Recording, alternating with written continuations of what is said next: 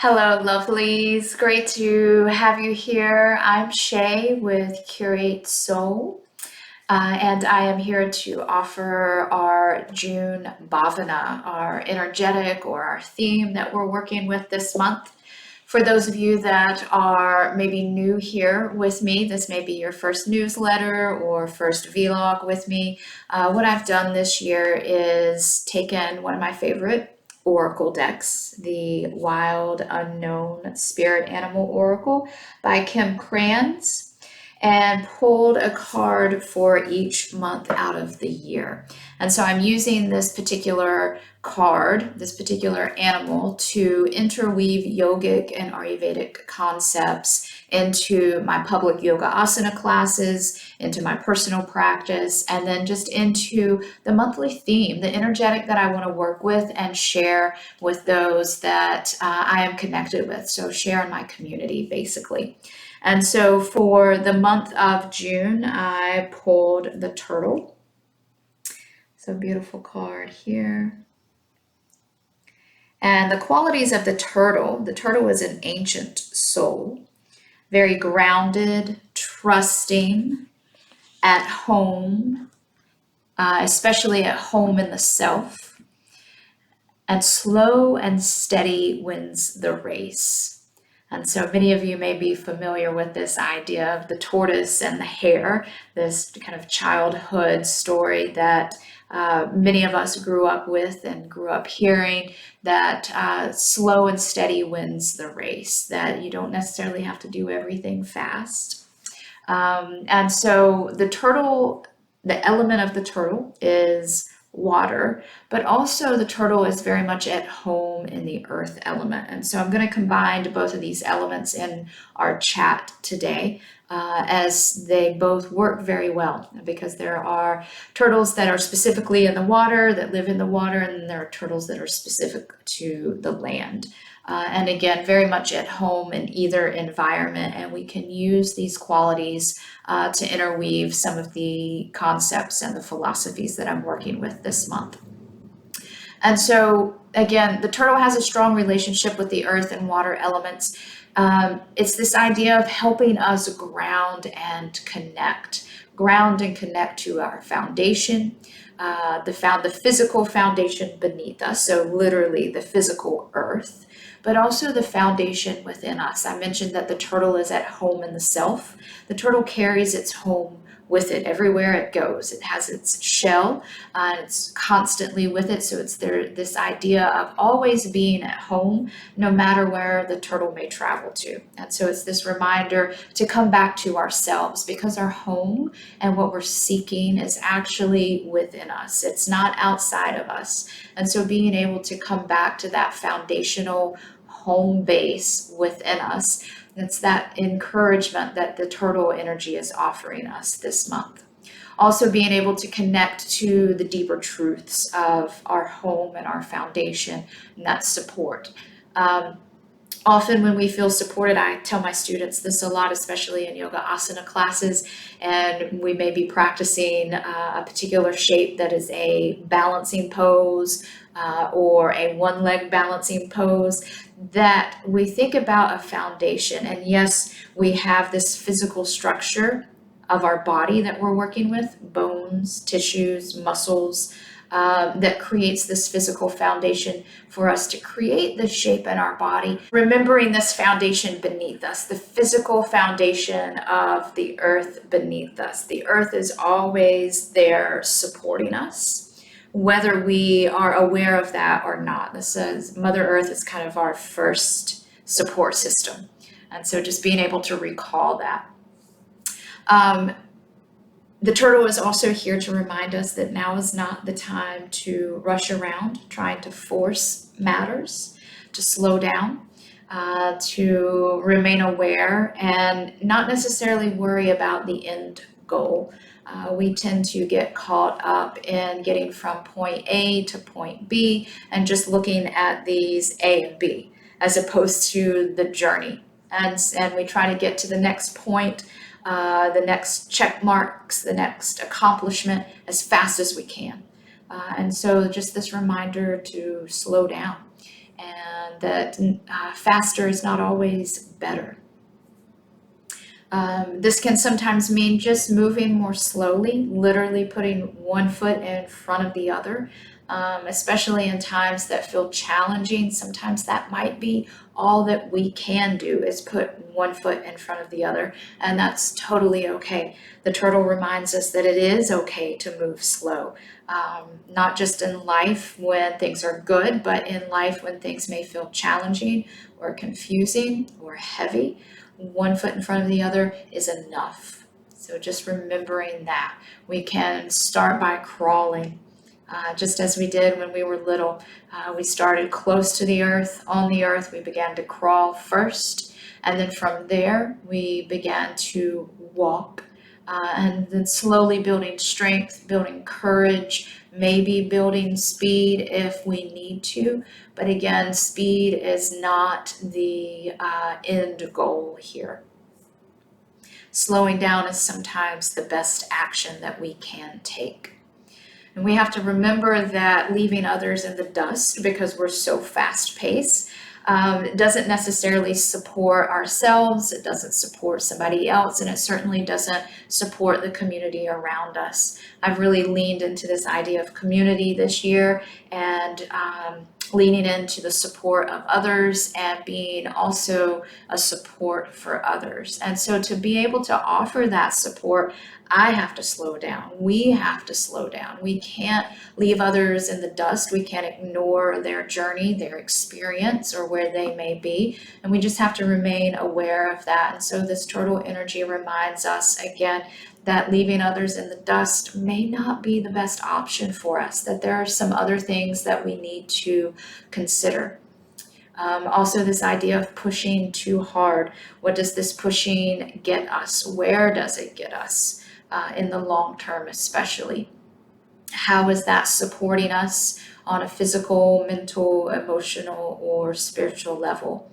It's really not the way of this turtle spirit to move so fast, to leave others in the dust, to push hard.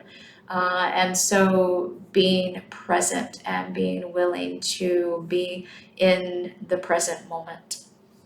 A reminder also that we are human beings, not human doings. This is also something else that I've been really leaning heavy into over the past year, is this remembrance of we are not here to do, we are here to be and to discover what it is meant to be by being. And also remembering to seek solace within oneself. I mentioned this earlier in the chat, that home, that's something that we're always searching for, is actually already within us. And we're just having to remember that it's there. And so we have tools and practices and individual methods that we can create and rely on that bring us back to this inner wisdom of that we're already home. We are our own home, and it's always available to us. And then lastly, this long living, slow growing, and at home in various environments type of energy that the turtle has. And that's available to us when we realize that our home is actually within us and not outside of us. We're able to slow down. We're able to be at home in various environments. We're able to kind of stretch and pull the experiences of life out and tease them out, as opposed to rushing from one thing to the next, to the next, to the next, and maybe not acclimating or learning or gathering all that we can from that experience. We kind of just touch on it and maybe quickly pass it by, as opposed to kind of marinating in it. Really understanding how it has maybe changed us or affected us, supported us or not supported us. So being able to slow down, to allow ourselves this time of awareness. And so I want to relate some of these ideas to the concepts in Ayurveda and yoga. In yoga, Svadhyaya, the study of self, One of my favorite translations through Nishkala Joy Devi is the study of self through the self and divine scriptures. And that is the study of the little s self through the, or excuse me, study of the big S self through the little s self. So this bigger divine self we're learning about by being aware of how this ego self shows up and kind of reacts or participates in life. And so when we began to discover more about our divine nature and realizing that, again, that divine nature is always within us, that's our home that I kind of keep referring to, that is always available to support us, to come back to, that we began to realize that this illusion of the ego self is what keeps us in this kind of cycle of suffering or confusion or feeling challenged. And that the ego is often, it's very self-serving, it's wanting to survive, and it will often make you believe that it is the most important thing and that it knows the right thing to do at all times, and it can be very loud. And there's wonderful things about the ego. It's there to keep us safe and protect us, but when it gets so loud that we forget our divine nature, these qualities of connectedness to all of that which is around us, nature, other people, the seasons, the cycles of life, everything else, then that's where we begin to feel separate, that we begin to feel alone, and that we don't have this support, or that we don't know where home is, or that we have to compete or move fast, or not support others, that it's a each man for himself kind of world. And when we can realize that that is the illusion, the avidya is the other concept I'm speaking to this month. So svadhyaya and avidya, they actually are very connected. This innocence of our divine nature, that forgetting that we're divine, that creates the suffering. We have to remember that ignorance is when we're mistaking the small self, the ego self, for the big self, the divine self. And the same for others, not just ourselves. When we are mistaking somebody else's ego self for their divine self, or we're forgetting that they are also divine, especially in those moments when somebody may challenge us, or that we don't agree with somebody and maybe their philosophies, that we feel that they are less than or not good enough, or that they're wrong. And really, we are forgetting about their divine nature. We are only seeing the illusion of the ego self in that moment.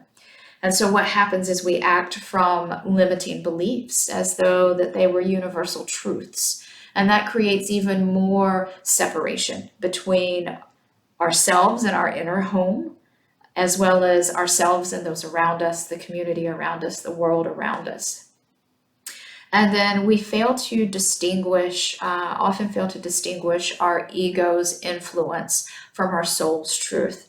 Just as I mentioned, when that ego voice gets really loud and we kind of are drowning out the truth of our soul, that message that's coming from our home base, that also creates suffering and challenge. And so just remembering these concepts of avidya, the innocence of our divine nature, and then svadhyaya, that we do have this ego self to help us discover more about our divine self. So it has its purpose, it serves its purpose on many levels. And this turtle energy, this reminder that our home is always within, really can help us lean into those two concepts. Lastly, I would like to just mention that Ayurvedically, we are coming into Pitta season. Pitta is the dosha that is dominated by the element of fire. And so with turtle and being a water or earth element type of creature, these qualities of water and earth, which are dense, heavy, cool, grounding, stable, solid, sticky, are really, really balancing to these fire qualities of hot, sharp, penetrating, liquid, mobile. And so what we do in Ayurveda to balance any sort of dosha or excess element, so we bring in those opposite qualities. So where summer season may feel very busy, we've got a lot of trips or neighborhood barbecues planned, or pool parties, things like that. What we can remember from the turtle is this idea of slowing down, to practice the pause, to take a moment to relax and to breathe, and also to get into the water and have fun and just swim. Sometimes immersing ourselves in this opposite element when possible can certainly be a balance. So in summer, finding a body of water to just swim in and relax in and bring in those qualities of cooling and grounding and heaviness to help balance that fiery, hot, sharp quality of pitta, and keep that element in balance, because what happens when we have an excess in pitta is we may experience things like sharp words, anger, aggression. On a physical level in our body, we may experience things like acid reflux or indigestion, really fast digestion, where we tend to be very hungry all the time without being able to be satiated. We can also look at the hunger for other things, not just food, but hunger for experiences, knowledge, doing things, taking on more projects. And while that may feel good for a while, it's not sustainable, especially when we're not feeling like when we attain these things that we are satisfied. So bringing that fire element back into balance, where that fire element's not burning through all of this so quickly, that we have a steady flame to process and digest life and to remain clear and able to discern what's going on in the present moment, the reality of the situation. And so that turtle energy, again, is a beautiful balance to pitta season, summer season, and bringing in those kind of heavier, cooling, grounding qualities that feel very supportive and can help support us and our vitality. So on a practical level, for those that are practicing asana through a yoga practice, especially at home on a personal level, shapes like twisting, forward folding, lateral, so anything that creates space in the side body, like trikonasana, side angle, that additional space helps release any excess heat from the internal organs, especially at the navel, which is where our mother fire sits, is at the belly, the digestive system. And so that allows us to kind of release any excess heat there. Twisting just stabilizes our Agni in general. Heart opening, when we have a lot of fire, maybe excess fire, it's very easy to get so focused and so pinpointed that we maybe tend to have tunnel vision about something, and we forget to see the larger picture. And so when we create shapes in the body like heart opening, back bending, we're creating more space to receive that which is around us. I also suggest things like yin yoga and restorative yoga this time of year, just more intentional, slow moving practices where you're maybe closer to the earth. There's a little more flow involved in the movement, but it's moderate. You're not necessarily creating a lot of heat in the body. You're not sweating. It's not a hot power class, which only increases the fire element within us. And then, as always, yoga nidra is a beautiful practice. This is that practice of drawing the senses inward, practicing the pause, allowing us to take time to rest. And so I suggest, if possible, to incorporate some of that into your day or your week.